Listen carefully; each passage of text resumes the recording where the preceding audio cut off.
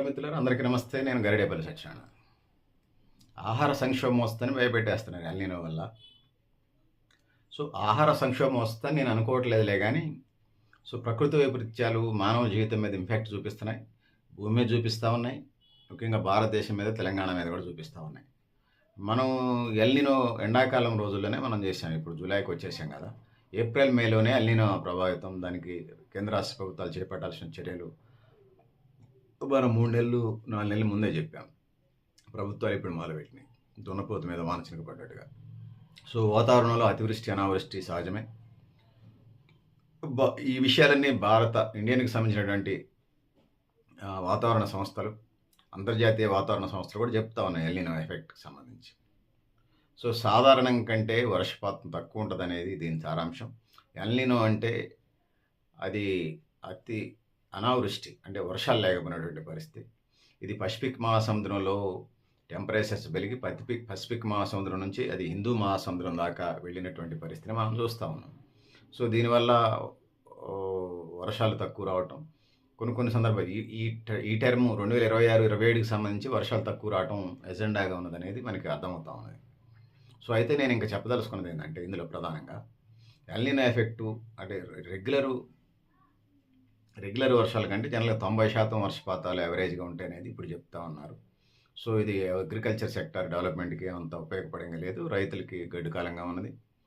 ఆదాయం తగ్గిద్ది, ఇన్వెస్ట్‌మెంట్ పెరుగుతుంది, ధరలు పెరుగుతాయి, వ్యవసాయ కూలీల జీవితాలు పేదరికంలో నెట్టేయబడతాయి. దేశంలో తీవ్ర వాతావరణ పరిస్థితుల వల్ల, ఎండల వల్ల ఈ పరిస్థితి ప్రకృతిని విధ్వంసం చేసింది మానవులే. వీళ్ళు పెట్టుబడిదారులు, క్యాపిటలిస్టులు, మల్టీనేషనల్ కంపెనీలకి ప్రకృతి విధ్వంసం చేస్తున్నారు. నాట్ ఓన్లీ ఇండియా, ప్రపంచం అంతా ఎట్లా ఉంది, అన్నీ దొబ్బేసి కొద్దిమంది పెట్టుబడిదారుల కోసం, అక్రమ సంపాదనల కోసం ఆయా దేశాల్లో ఉన్నటువంటి నాయకత్వం ఇట్లాంటి పరిస్థితి కొడిగట్టింది. సరే 7 ఏళ్ళకి ఒకసారి ఇట్లా రావడానికి కారణం కూడా అదే. ప్రకృతి హెచ్చరికలు జారీ చేస్తాయి. ఒకరికి ఒక జ్వరం వచ్చిందనుకుందాం. జ్వరం వచ్చేదనే సిమ్టమ్స్‌కి వాడికి తలనొప్పో, కడుపుల నొప్పో, వామిటింగ్ సెషనో, మోషన్ సెషనో, లేకపోతే ఒంటి మీద దద్దులు రావటం, ఏదో సిమ్టమ్స్ ఉంటుంది. జలుబు చేయటం, ఏదో ఒకటి సిమ్టమ్ ఉంటుంది జ్వరం వస్తుందంటే. అట్లనే ప్రకృతి అనేక సిమ్టమ్స్ ఇస్తూ ఉంది. వాటిని జాగ్రత్తగా చేసుకుంటూ ముందుకు పోవాల్సిన అవసరం ఉంది. జాగ్రత్తలు పడుతూ ఎన్విరాన్మెంట్ని పరిరక్షించుకుంటూ ముందుకు పోవాల్సిన అవసరం ఉంది. లేకపోతే పరిస్థితులు కష్టమవుతాయి. దేశంలో తీవ్ర వాతావరణ పరిస్థితులు అన్నమాట నిజం.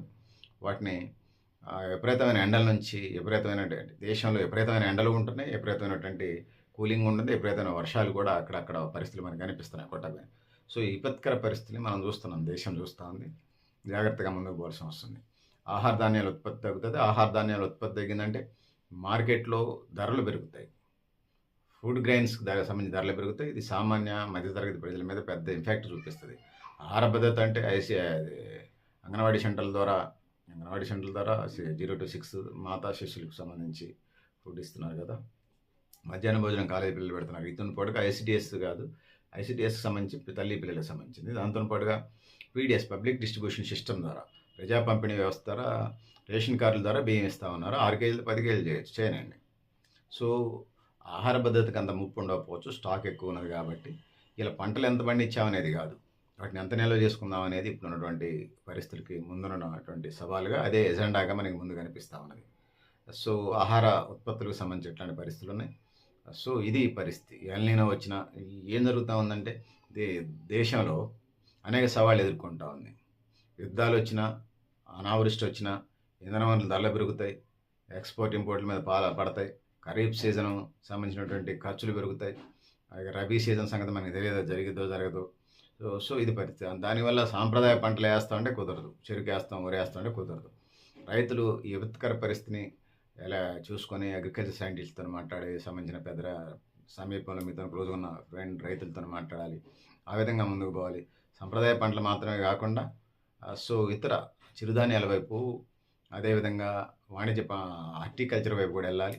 వ్యవసాయ అనుబంధ రంగాలైనటువంటి మత్స్య పరిశ్రమని, చేపల పరిశ్రమని స్ట్రెంథెన్ చేసుకోవటం, దాంతో పాటుగా మాంస పరిశ్రమ అంటే గొర్రెల మేకల పెంపకాన్ని స్ట్రెంథెన్ చేయటం, దాంతో పాటుగా కోడిగుడ్లు పరిశ్రమ, బాయిలర్ కోడి పరిశ్రమను స్ట్రెంథెన్ చేయటం, గేదెలు, జెర్సీ ఆవులు, పాడి గేదెలు, జెర్సీ ఆవులను పెంచే కార్యక్రమం, దాని ద్వారా పాలు, పెరుగు, వెన్న, జున్ను చేసుకోవటం, నాటుకోళ్ళు 4 కోళ్ళు పెంచుకోండి. ఆ విధంగా ముందుకు పోవాల్సిన అవసరం అయితే ఉన్నదని తెలియజేసుకుంటూ, ఇప్పుడు ఆహార భద్రత అంటే ఉత్పత్తిని పెంచడమే కాదు, నిల్వ సామర్థ్యాన్ని పెంచడమే ఇలా మన ముందున్నటువంటి ఎజెండాగా ఉంది. ఇంక దాంతో పాటుగా రైతులకు సంబంధించి ఆర్గానిక్ వైపు, కంపోస్ట్ ఎరువుల వైపు, జీవబొగ్గు, సహజ వనరుల వైపు వైపు చేయాలి. రైతులకు బీమా రక్షణ, రైతు భరోసా లాంటి కార్యక్రమాలు ఇవ్వాలి. సో ఆ విధంగా ఆహార సంక్షోభం ఉంటుందని అనుకోవట్లే, ఉంటే ఆ పరిస్థితుల వైపుకి వెళ్ళాలి.